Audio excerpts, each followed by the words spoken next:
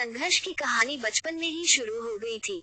जब वे 5 साल के थे, तब उनके सर से उनके पिता का साया उठ गया था। ऐसे में सुनील दत्त का बचपन काफी कष्टों में बीता था। पिता के निधन के बाद बेटे की जिम्मेदारी उनकी मां कुलवंती देवी ने उठाई। विपरीत परिस्थितियों में भी किसी तरह सुनील ने अपनी पढ़ाई जारी रखी और उच्च स्तरीय शिक्षा के लिए मुंबई आ गए। मुंबई आने के बाद सुनील दत्त ने जय हिंद कॉलेज से एडमिशन लिया। यहाँ आने के बाद सुनील दत्त को काफी मुश्किलों का सामना करना पड़ा क्योंकि उनकी आर्थिक स्थिति बेहद खराब थी। सुनील दत्त जब कॉलेज में पढ़ रहे थे, उस समय उनकी आर्थिक स्थिति काफी खराब थी। ऐसे में सुनील दत्त सितारों के शहर मुंबई में अपना पेट भरने के लिए नौकरी की तलाश में इधर उधर भटकने लगे। कड़ी मेहनत के बाद सुनील दत्त को मुंबई बेस्ट की बसों में कंडक्टर की नौकरी मिल गई, जिससे सुनील दत्त का दैनिक खर्चा चलने लगा। बस कंडक्टर की नौकरी करते करते सुनील दत्त के जहन में एक सवाल हमेशा रहता था कि मुझे कुछ बड़ा करना है।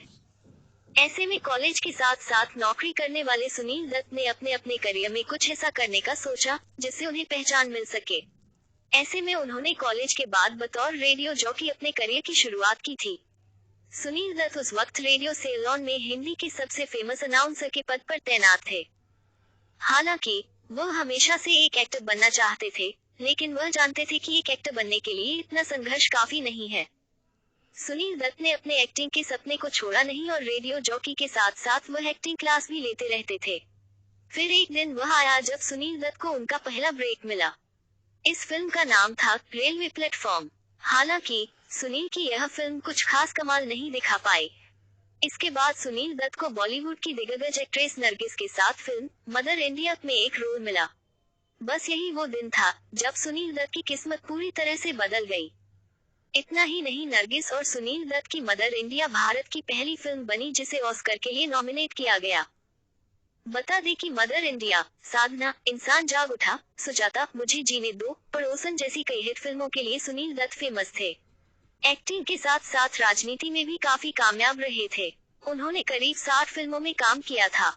बहुत कम लोगों को पता होगा कि उस समय की बॉलीवुड की सबसे खूबसूरत एक्ट्रेस नरगिस खुद चलकर सुनील दत्त से शादी करने के आई थी, जबकि वह बॉलीवुड के सुपरस्टार राजकुमार को बेहद प्यार करती थी। लेकिन उन्होंने सुनील दत्त की ईमानदारी और मोहब्बत में ऐसे कैद हुई कि वह बस उन्हीं की बन रह गई।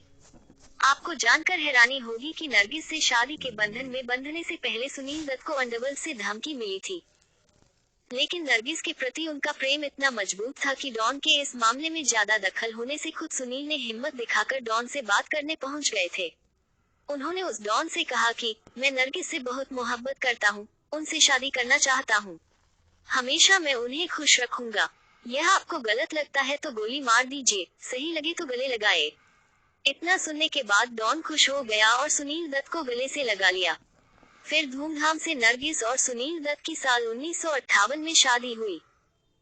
जब सुनील दत्त की नरगिस से हुई तो किसी को कहाँ पता था कि अपने करियर में बस कंडक्टर से सुपरस्टार बने सुनील की शादी बॉलीवुड की किसी खूबसूरत एक्ट्रेस से होगी।